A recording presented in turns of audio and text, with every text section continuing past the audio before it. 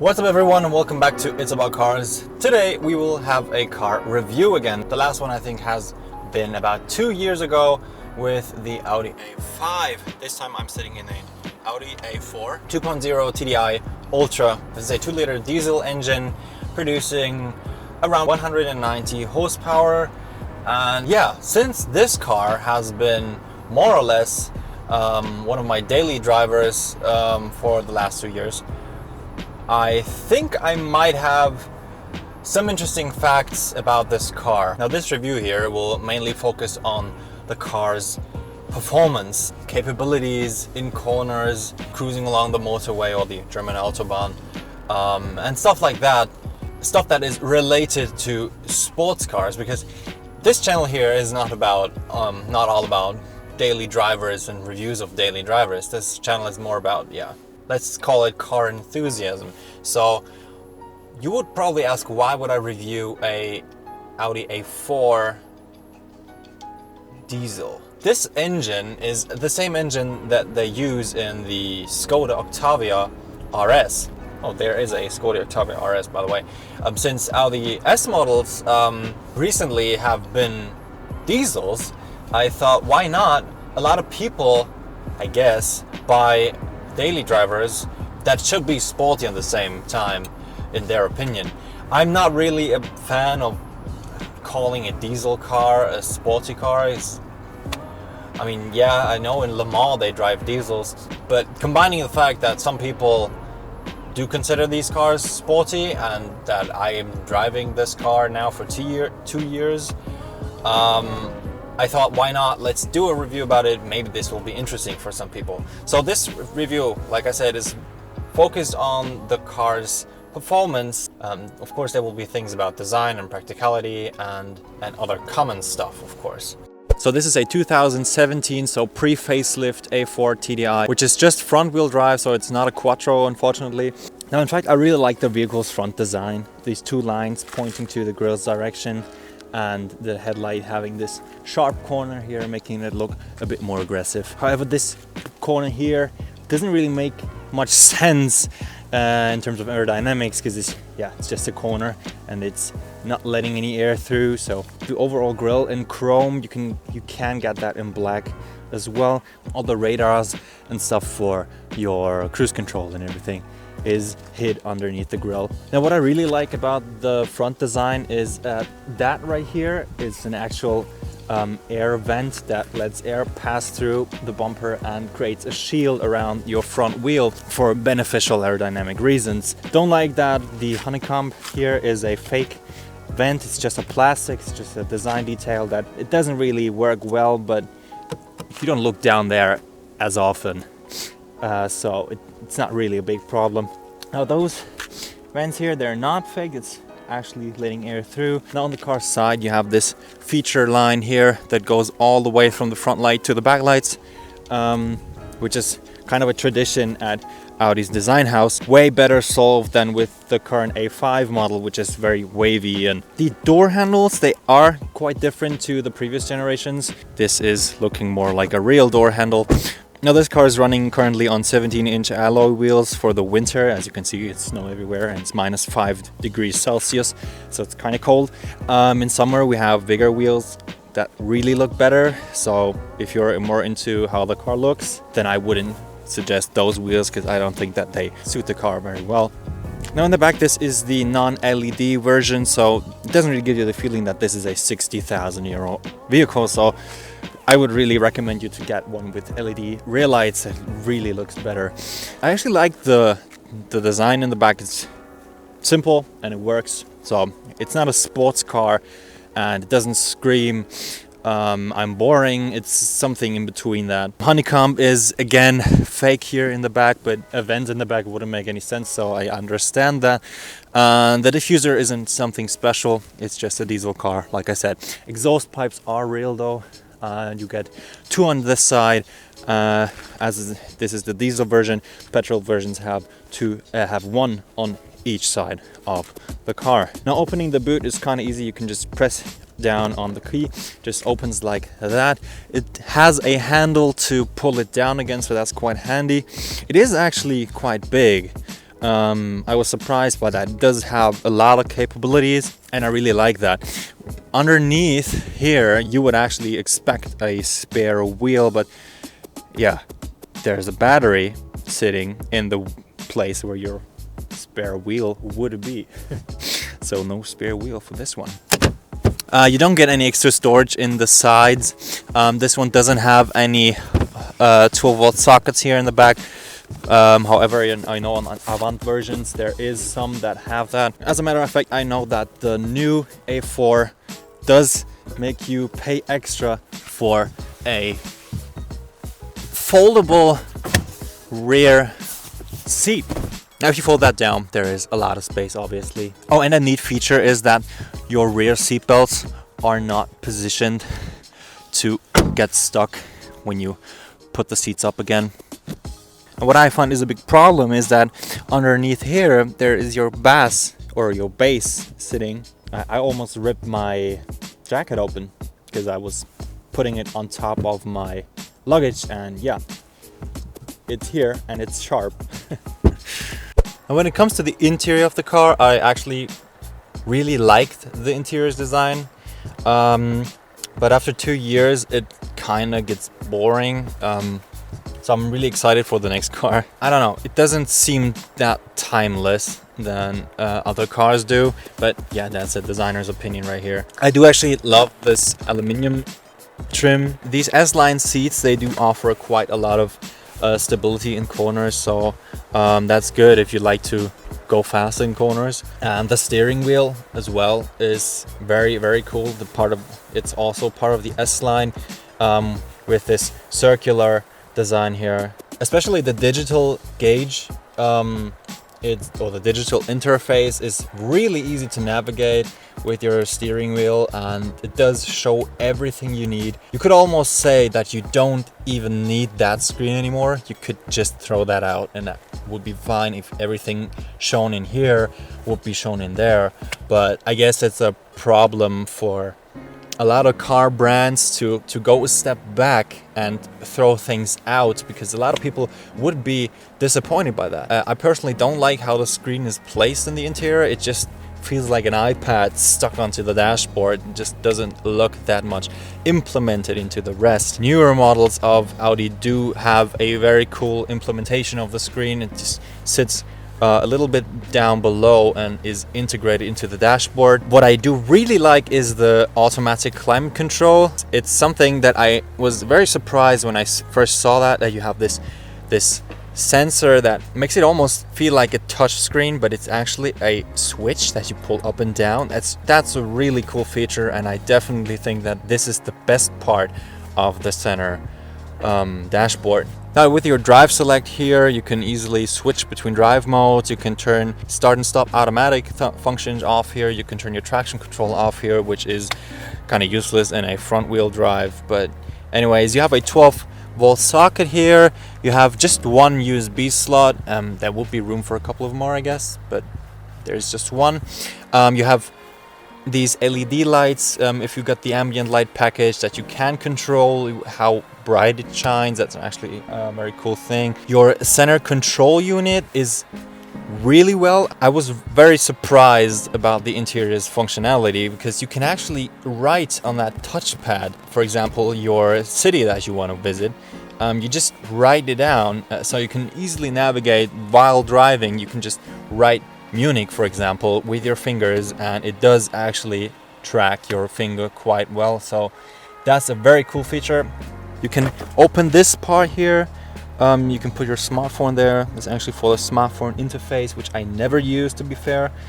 Car doesn't feature Android Auto. It is Apple CarPlay only, and I am very ashamed by that, because I own an Android, and what do Android users do? Cry in the corner. That's all they can do. So we do have a second USB slot here though, and a AUX input, and a bit of storage space. So that's actually kind of neat. You can fold that down and you can pull that forward again and pull that backwards, just the way you want it. If you want to cover up stuff, you just pull it forward. If you actually don't, you have your smartphone there, you want to probably put it back. On the S-line steering, we have pedals, which are plastic pedals, and they don't really give you a good sporty feel, but it's a 2-liter diesel. So in terms of visibility, we have this frameless rear mirror that is really looking cool. That's also an extra that you have to pay for, but I would recommend that. It's really looking good, and it's automatically adjusting to the car behind you so it doesn't get into your eyes that much. Privacy glass in the back doesn't affect your visibility at all. Never had any issues with parking due to the camera in the back. So we have a massage function in this car that only works when the engine is running.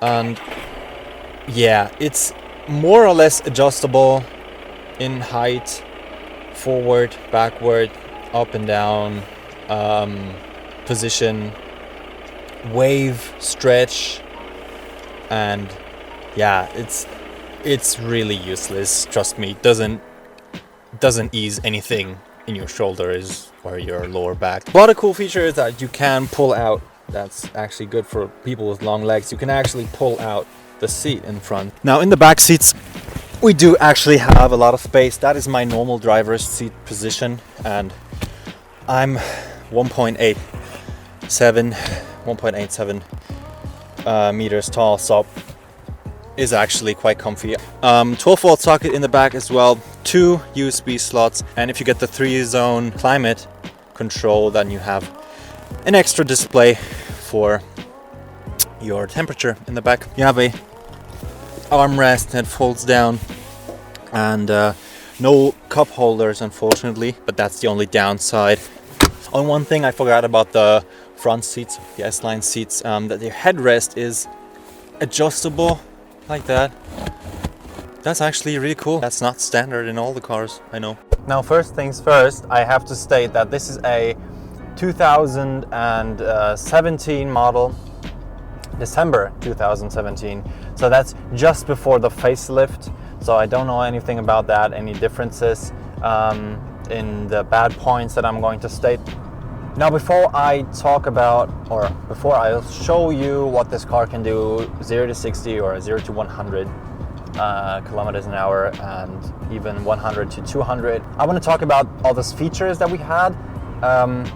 Like I said, with the pedals and stuff that we didn't use, or I didn't use. This is the 2.0 TDI Sport s-tronic. We have drive select here, so we can choose between the different settings that I want to have my car in, and that's it. That's really easy to do. Now this car can be equipped with a lane keep assistant that is also keeping you the safe distance from the car in front of you. And I think that this cruise control is really cool because it really gives you a lot of freedom in what you want to do. I'm currently setting it to 200 kilometers an hour. I'm currently on 130. Nothing is in front of me. The thing about that thing is it's accelerating so slow. I'm 140 now, 150 not yet. Now, people behind me will seriously get annoyed by me being in front of them. And using that cruise control makes you want to stay on the left lane, because if you go into the right lane and you have cruise control on 200 kilometers an hour, like I do, the car will brake quite early, which is good because you don't want to have an accident, but it really should accelerate quicker. What you can do, of course, with cruise control always is accelerate on your own, and then if you reach the limit, the 200 kilometers an hour you've set, you can then ease off the pedal and let the car do the rest, which isn't really what cruise control is meant to work like, I guess. So didn't really like that about the cruise control thing, but anything else about cruise control is quite cool. The lane keep assistant works really well. You can always use the autonomous function and have the car do everything on its own. Let me show you right now.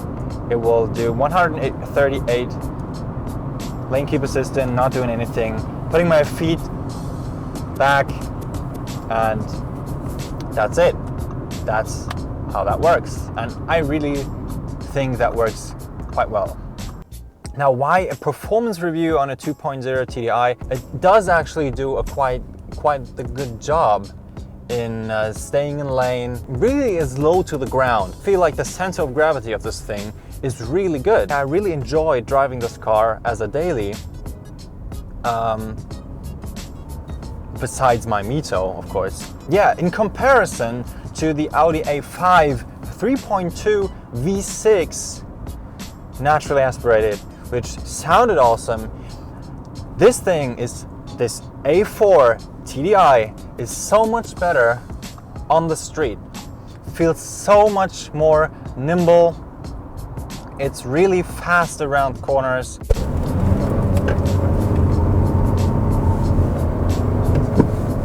This is so easy to drive fast in corners. Now, Audi has always been quite the sportier brand in comparison to Mercedes.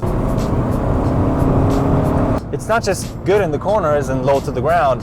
I'm going 160 kilometers an hour just like that. However, it tries to be luxurious at the same time, and I don't think that it can hold up to a Mercedes, for example. I mean, currently I am in dynamic mode. Let's switch back to comfort. Back in drive, not in sport mode anymore. Cruising along at 140 kilometers an hour on the Autobahn. In 7th gear, which is quite nice. That it's very quiet in here. I mean, it used to be. This is currently on winter tires, so they are a bit louder than the summer tires. It also looks less good. Cruising along at 140 kilometers an hour, it's kind of bouncy. I don't get it. It's so, like, if I would exaggerate the feeling that it makes, it would be like this, you know? And I don't really know why. Over the last 2 years, I experienced this suspension feeling to get worse and worse with time, and that's kind of frustrating. I mean, I've been to the Audi dealership and I told them that something about the suspension must be wrong. This can't be normal, that it's so bouncy. It felt like one of the dampers might be broken. However, they said no, they're perfectly fine. They took the car for a drive, they did the service and everything. I never did anything on this car, never did any service on that on my own like I do with the Mito. Because, yeah, like I said, it's a leasing vehicle, so we can't do anything about it. Audi has to do anything on their own, and yeah. So we were sitting there, or I was sitting there in the car, and I was getting more angry about this bounciness of the suspension. However, that's the only big problem I had with the car. Another thing that was quite annoying was the steering wheel was making a weird noise when you were turning it 180 degrees. It was squeaking already. This is a 2017, December 17, so it's not that old. It shouldn't do that. They got that fixed. They said a lot of A4s from that generation have that issue, that after a year or two, the steering wheel starts to squeak. I can live with that. It's not that bad as with the A5. If you want to see that review, it's on the pop-up banner right now. I was constantly complaining about what the A5 lacked, and that was a lot. Always considering, of course, that it's a 60,000 euro car. This year was 60,000 euros with all those extras and bits and pieces and everything. Yeah, an A4 shouldn't be able to go up to 70,000 euros.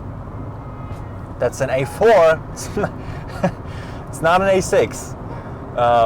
Yeah, so that's another negative point. It's kind of pricey. Yeah, it's getting near the end of the day, so sun is gonna be gone soon. So we will do the 0 to 100, 100, 200, maybe 250 kilometers an hour now. I got my P gear here. I tested out already, but I will do a whole video about it soon, so don't worry about that. I said this review is gonna be more about performance than about other stuff, so it's not a race against myself. It's just, yeah, comparing this car to other cars so that you can easily decide if this car is fast enough for you or not. All right guys, here we go. Got to prep for 0 to 100 kilometers an hour in sports mode and dynamic.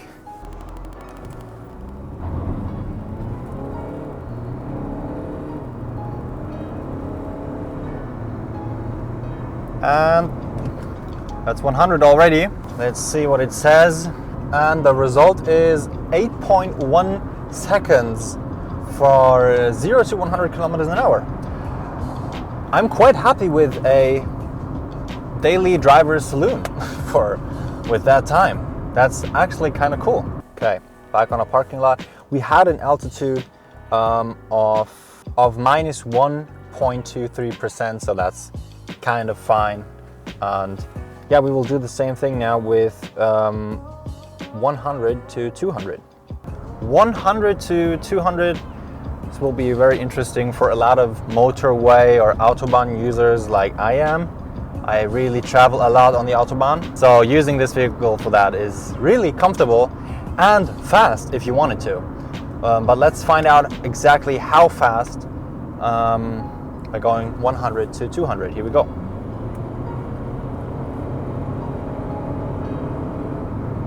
It's 130, 150, 60, 70, 80, 90, and that's 200. 25 seconds for a 190 horsepower car. Is that good or not? That's up for you to decide. And it's pretty responsive as well. I really enjoy that the car is not only nimble in the corners, it's actually assisting my lane keeping right now. I really enjoy that the car is capable of doing so many things. Now it says to overtake steering.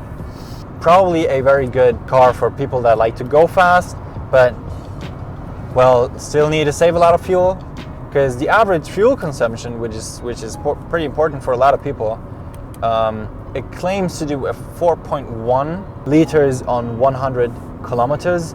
Don't know what that is in miles per gallon right now in my head. Got to calculate that. But our average fuel consumption since 100,000 kilometers is, or 1,600 hours, is 7 liters dead on an average speed of 64 kilometers an hour. That is quite good considering the fact that I am driving this car a lot and I'm not going slow a lot, so it's yeah, that's 7 liters for going 200, 250-ish a lot of times. It's not me, I'm not traveling 120 all the time like a lot of people do, I know. So if you do that, you will get the maybe 5 liters of fuel consumption, which is pretty neat, I guess.